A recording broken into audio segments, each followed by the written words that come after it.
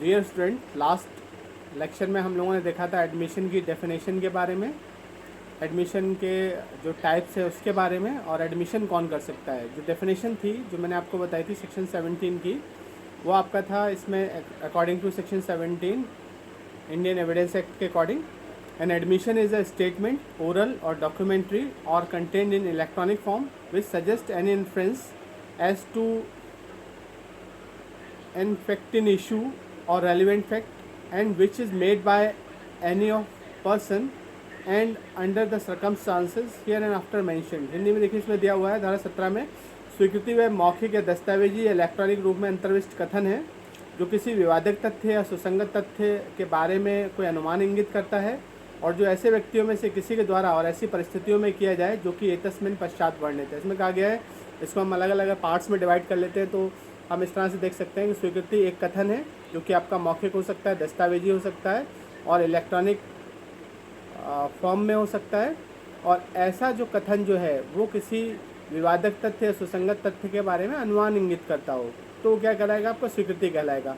स्वीकृति को हम इस तरह से भी समझ सकते हैं कि स्वीकृति एक ऐसा कथन है जो कि विवादक तथ्य या सुसंगत तथ्य के बारे में अनुमान इंगित करता है, वो जो है आपका स्वीकृति कहलाएगा। इसमें एग्जाम्पल के लिए हम समझ सकते हैं, एज फॉर एग्जाम्पल जैसे मान लीजिए किसी व्यक्ति ने कोई ऋण लिया है और ऋण के संबंध में जो है व्यक्ति कहीं लिख लेता है अपनी डायरी में कि मैंने इस तारीख को फला फला व्यक्ति से ऋण लिया था, तो इस ऋण को साबित करने के लिए जो उसने स्टेटमेंट लिखा अपने डायरी में, तो लिखित स्टेटमेंट है, लिखित कथन है, रिटन स्टेटमेंट माना जाएगा और ये जो है उस व्यक्ति के खिलाफ स्वीकृति माना जाएगा जिसने वो ऋण लिया है। सपोज़ अगर वो कभी डिनाई करता है उस चीज़ को कि उसने ऋण नहीं लिया था, तो ऐसी स्थिति में जो उसने अपना स्टेटमेंट लिखा हुआ है वो आपका उसके खिलाफ स्वीकृति माना जाएगा, लिखित में स्वीकृति माना जाएगा, क्योंकि वो स्टेटमेंट जो है वो विवादक तथ्य के बारे में बता रहा है कि विवादक तथ्य जो है अस्तित्व में है, उसने पैसा उधार लिया था। तो यहाँ पर हम लोग ये डिस्कस कर चुके थे, इस प्रकार मैंने बताए थे स्वीकृति दो प्रकार की होती है, न्यायिक स्वीकृति और दूसरा न्यायिकोत्तर स्वीकृति। न्यायालय के समक्ष उसके प्राधिकारी के समक्ष जो स्वीकृति की जाती है मामले के संबंध में वो न्यायिक स्वीकृति है, और कोई अगर ऐसी स्वीकृति की जाती है जो कि न्यायालय के बाहर की जाती है किसी व्यक्ति के समक्ष, किसी प्राइवेट पर्सन के सामने, तो जो है आपका कहलाता है न्यायिकोत्तर स्वीकृति। जैसे सपोज़ आपने किसी व्यक्ति से जो है किसी घटना के बारे में कोई चीज़ स्वीकार की तो जो है न्यायिकोत्तर स्वीकृति कहलाएगा। जैसे सपोज़ आपने किसी से पैसा उधार लिया और वो अपने दोस्त के सामने आप जाकर बताते हैं कि मैंने उस व्यक्ति से पैसा उधार लिया था, तो यहाँ पर कभी कोई बात आती है उस ऋण को साबित करने के लिए, तो आपके दोस्त के सामने आपने जो यहाँ पर स्वीकृति की थी वो स्वीकृति जो है आपका स्वीकृति कहलाएगी न्यायिकोत्तर स्वीकृति। और आपका दोस्त जो आपके खिलाफ जाके कोर्ट में वो आपके स्वीकृति के बारे में बता सकता है, राइट। ये हम लोग समझ चुके थे। अब हमने बताया था इसमें कि स्वीकृति कौन कर सकता है। स्वीकृति हर एक व्यक्ति नहीं कर सकता है। स्वीकृति के बारे में कौन स्वीकृति करेगा, ये आपका धारा 18, 19 और 20 हमको देखना होगा, क्योंकि धारा 17 में कहा गया है कि स्वीकृति इसमें इसके पश्चात दिए गए व्यक्ति को द्वारा की जा सकती है और उन परिस्थितियों में जो कि इस अधिनियम में बताई गई हैं। तो यहाँ पर धारा 18, 19 और 20 में वो व्यक्ति बताए गए हैं जो कि स्वीकृति कर सकते हैं। तो धारा 18 में जो व्यक्ति बताए गए हैं उनमें पहला मैंने आपको बताया था वाद के पक्षकार, मीन्स वादी और प्रतिवादी जो हैं, जो वाद के पक्षकार हैं, प्लेंटिफ और डिफेंडेंट जो हैं, तो वो किसी कथन को करते हैं तो वो जो है स्वीकृति माना जा सकता है अगर धारा 17 के अंतर्गत वो आ रहा है तो। दूसरा, वाद के पक्षकारों के अभिकर्ता, एजेंट ऑफ द पार्टीज़। पहले आपका पार्टीज़ ऑफ द सूट, दूसरा जो है आपका parties of agent of the parties. जो वाद के जो पक्षकार हैं उनके जो अभिकर्ता हैं उनके द्वारा भी स्वीकृति की जा सकती है। अभिकर्ता तो आप जानते हैं, अभिकर्ता वो व्यक्ति होता है जो कि अपनी स्वामी की ओर से कार्य करता है। तो अगर अभिकर्ता कोई ऐसा कथन करता है तो वो जो है अपने स्वामी की ओर से उसे स्वीकृति माना जाएगा।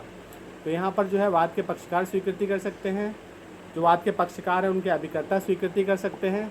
तीसरा इसमें बताया गया है कि कोई ऐसा व्यक्ति जो कि प्रतिनिधि है, जो कि वाद में प्रतिनिधि है, रिप्रेजेंटेटिव है किसी सूट में, वो भी जो है स्वीकृति कर सकता है। जैसे न्यूसेंस वाला मामला होता है, न्यूसेंस वाले मामले में होता है कि जहाँ पर एक से ज़्यादा पीड़ित व्यक्ति हैं किसी ऐसी घटना से जो को सबको परेशान करने वाली है, तो यहाँ पर व्यवस्था की गई हर एक व्यक्ति अलग अलग सूट ना लाए, बल्कि क्या करे, एक कॉमन सूट फाइल कर दिया जाए और उसमें एक ही व्यक्ति जो है आगे उसे लेकर बढ़ेगा, वो कहलाएगा रिप्रेजेंटेटिव।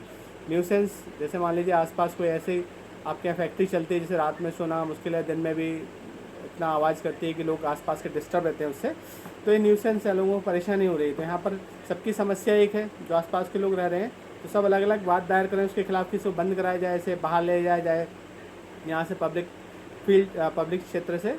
तो यहाँ पर रिप्रेजेंटेटिव सूट डाला जा सकता है, मतलब सभी की ओर से एक व्यक्ति सूट डाल सकता है। अब यहाँ पर जो व्यक्ति सूट डाल रहा है सबकी ओर से, वो अगर कोई इस मामले में कोई स्वीकृति करेगा, वो ऐसा माना जाएगा जैसे कि सबकी ओर से स्वीकृति हो। तो यहाँ पर कहा गया धारा 18 में प्रतिनिधि भी जो है वो स्वीकृति कर सकता है। तो 3 व्यक्ति हो गए, वाद के पक्षकारों के अभिकर्ता, और तीसरा प्रतिनिधि, पार्टीज ऑफ द सूट। दूसरा मैंने बताया यहाँ पर एजेंट ऑफ द पार्टीज, तीसरा मैंने आपको बताया रिप्रेजेंटेटिव। चौथा यहाँ पर जो है वो आपका वो व्यक्ति होगा जो कि विषय वस्तु में हितबद्ध पक्षकार है, by party interested in subject matter. अगर जो विषय वस्तु है वाद की, उसमें जो हितबद्ध व्यक्ति हैं वो भी जो है स्वीकृति कर सकते हैं। फॉर एग्जांपल, जैसे ए ने बी को माल भेजा, और यहाँ पर जो है जब माल भेजता है तो माल जो है जिस व्यक्ति को आपने दिया था, कैरियर को, वाहक को ले आने के लिए दिया था, उससे माल खो जाता है यहाँ पर। तो यहाँ पर जो बी जो है वो क्या करता है, कैरियर के ऊपर जो ले आने वाला व्यक्ति उस पर वाद लेकर आता है कि माल खोने के लिए तुमने माल खो दिया। तो यहाँ पर अब जो है आपकी भी लायबिलिटी यहाँ पर आएगी। तो आप ये कहते हैं कि मैंने माल सही तरीके से लाद दिया था, उसकी फ़ोटो वगैरह सब अपने पास रखते हैं, तो आपके द्वारा जो स्टेटमेंट दिया गया अपने पक्ष में, तो ये क्या होगा, ये जो है आपका स्वीकृति माना जाएगा। क्यों? क्योंकि आप पर जो लायबिलिटी आने वाली थी कि आपने माल लादा नहीं लादा, तो आप जो है स्टेटमेंट जो दे रहे हैं यहाँ पर कि हमने माल सही से लादा था, हमारे पास इसके ये प्रूफ है, तो ये जो है आपका स्वीकृति माना जाएगा। और आप यहाँ पर चूँकि विषय वस्तु में हितबद्ध पक्षकार हैं, क्योंकि आपने सामान यहाँ से भेजा था, तो आपने जो सामान भेजा है उसमें आपका इंटरेस्ट है, तो यहाँ पर ऐसी स्थिति में आपके द्वारा कथन जो किया जा रहा है उसे भी एडमिशन माना जाएगा। नेक्स्ट जो है इसमें 5वां, वो व्यक्ति स्वीकृति कर सकता है जिससे हित उत्पन्न हुआ हो। इसमें जो दिया हुआ है इसमें बाय पर्सन फ्रॉम हुम इंटरेस्ट डिराइव्ड, उस व्यक्ति द्वारा जिससे हित उत्पन्न हुआ हो, वो भी जो है यहाँ पर क्या कर सकता है, स्वीकृति कर सकता है। एज फॉर एग्जाम्पल, जैसे मान लीजिए आपने किसी किराएदार को रखा, तो किराएदार को जो हित प्राप्त हुआ है वो किससे प्राप्त हुआ है, आपसे प्राप्त हुआ है। इसमें हेडिंग क्या दी हुई है, धारा 18 में दी हुई है, बाय पर्सन फ्रॉम हुम इंटरेस्ट डिराइव्ड, उस व्यक्ति द्वारा जिससे हित उत्पन्न हुआ हो वो भी स्वीकृति कर सकता है। तो यहाँ पर जैसे सपोज आपने किसी को किराए पर मकान दिया, तो किराएदार को हित कहाँ से मिला, आपसे हित उत्पन्न हुआ है। तो अगर कोई क्वेश्चन होता है उसकी किराएदारी के संबंध में, तो आप जो है जो कथन करेंगे वो जो है स्वीकृति होगा आपकी ओर से, उसे जो है एडमिशन माना जाएगा। जैसे सपोज मान लीजिए आपने किराए पर रखा और उसके बाद जो है क्या होता है, इसके बाद आप उस मकान को सेल कर देते हैं, एज इट इज़ किराए पर रहता है। अब उसकी किराएदारी के बारे में प्रश्न उठता है कि ये किराएदार है या नहीं है वास्तव में। तो आपके द्वारा उस समय जबकि वो आपके किराएदारी में रह रहा था, कोई कथन किया जाता है कि भाई किराएदार है और वहाँ पर आप किराया वगैरह लेते हैं, तो आपका जो स्टेटमेंट है वो जो है यहाँ पर उसके उस पोजीशन को साबित करने के लिए, वास्तव में किराएदार था, उस प्रॉपर्टी में नहीं था, आपकी तरफ से एडमिशन माना जाएगा और उसके फेवर में इसे लिया जा सकता है जो कि किराएदार है। तो इसमें कहा गया है उस व्यक्ति द्वारा स्वीकृति जिससे हित उत्पन्न हुआ हो, तो जिससे हित उत्पन्न हुआ हो वो भी जो है स्वीकृति कर सकता है। तो 5 लोग यहाँ पर हो गए धारा 18 में। पहला आपका हो गया वाद के पक्षकार, दूसरा वाद के पक्षकार के अभिकर्ता, तीसरा ऐसा व्यक्ति जो कि प्रतिनिधि है जो वाद लाता है, जिस पर वाद लाया जा रहा है, और चौथा वो व्यक्ति जो कि विषय वस्तु में हितबद्ध पक्षकार हैं उनके द्वारा स्वीकृति, और 5वां यहाँ पर हो गया आपका उस व्यक्ति द्वारा स्वीकृति जिससे हित उत्पन्न हुआ हो। तो 5 जो व्यक्ति हैं धारा 18 में बताए गए। धारा 19 जो है वो बताता है कि ऐसे व्यक्ति के द्वारा भी स्वीकृति की जा सकती है जिसकी स्थिति जो है विवाद में है या जिसकी स्थिति जो सुसंगत है। कोई ऐसा व्यक्ति जिसकी स्थिति विवाद में है या जिसकी स्थिति सुसंगत है उस मामले में, उसके द्वारा भी कोई कथन किया जाता है, वो भी सुसंगत माना जाएगा।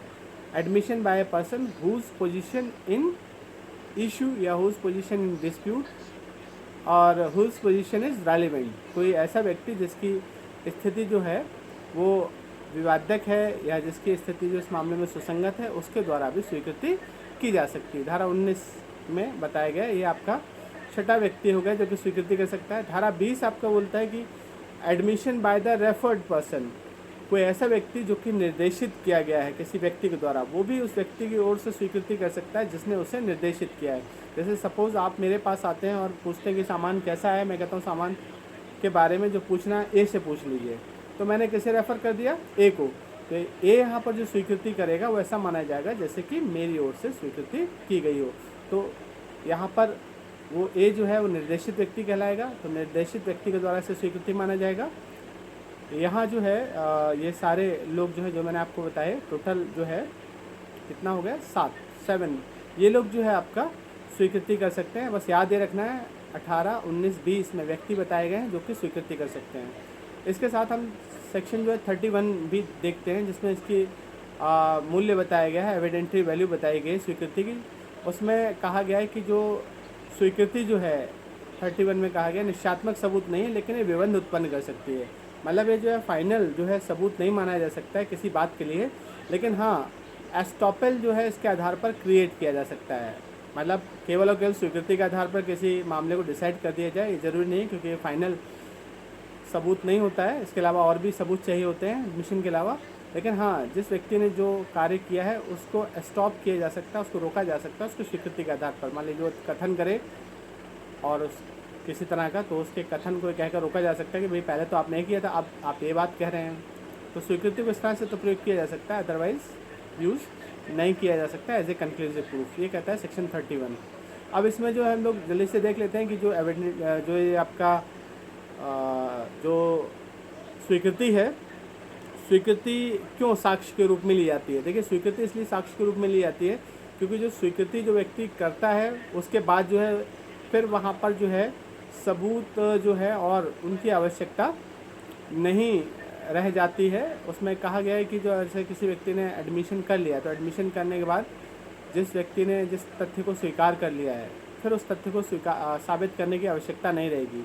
जैसे फॉर एग्जांपल इसमें सेक्शन 58 दिया हुआ है, उसमें कहा गया है admitted fact need not to be prove. कोई ऐसा तथ्य है जो कि स्वीकृत कर लिया उसको साबित करने की आवश्यकता नहीं है। तो स्वीकृति हो जाने से एक अच्छी चीज़ ये होती है कि जो तथ्य जिसके संबंध में आपने स्वीकृति की है उस तथ्य को आपको फिर साक्ष्य उसके संबंध में नहीं देना होता है।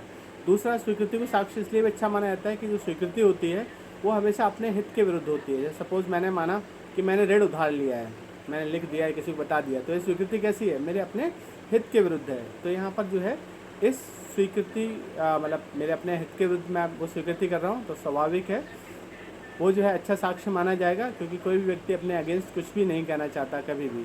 तो अगर एडमिशन कोई व्यक्ति कर रहा है तो एडमिशन हमेशा उसके अपने अगेंस्ट में ही होता है, कुछ कंडीशंस को छोड़कर।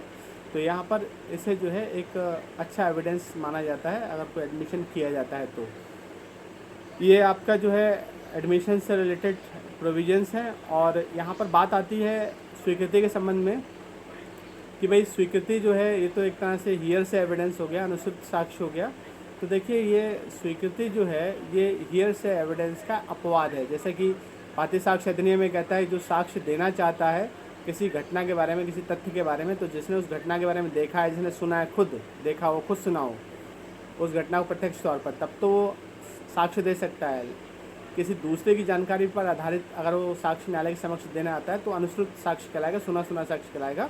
और अनुश्रुत साक्ष्य की यहाँ पर मान्यता नहीं है एविडेंस में, मीन्स हियर से एविडेंस इज़ नॉट रेलिवेंट। लेकिन कुछ कंडीशंस है जहाँ पर हियर से एविडेंस को रेलिवेंट माना गया है। जैसे सेक्शन 6 रेस जस्ट एक अपवाद है हियर से एविडेंस का। अनुश्रुत साक्ष्य का दूसरा अपवाद आपका एडमिशन है। एडमिशन में जैसे मैंने आपको बताया एडमिशन जो है न्यायालय के बाहर भी हो सकता है। तो आपने क्या किया, किसी व्यक्ति के सामने अपनी बात को एडमिट कर लिया, वो व्यक्ति जो है किसी मतलब न्यायालय के समक्ष आकर वो चीज़ें बताता है, तो यहाँ पर जो है उसने उस तथ्य को होते हुए तो नहीं देखा था, लेकिन उसने आपके द्वारा कही जो बात है उसकी सुनी सुनाई, आप जिसने बात सुनी उसके आधार पर उसने आपके बारे में न्यायालय में आकर बता दिया। तो यहाँ पर हियर से एविडेंस इसे माना जाएगा, लेकिन ये रेलिवेंट है। तो हम ये कह सकते हैं कि हियर से एविडेंस जो अनुश्रुत साक्ष्य है उसका एक अपवाद है आपका स्वीकृति भी। तो आज की वीडियो में हम लोग इतना ही रखते हैं। नेक्स्ट वीडियो में हम लोग देखेंगे कन्फेशन के बारे में, संस्वीकृति के बारे में कि संस्वीकृति क्या है, संस्वीकृति कितने प्रकार की होती है, और किन परिस्थितियों में संस्वीकृति जो है वो सुसंगत होगी। Thank you.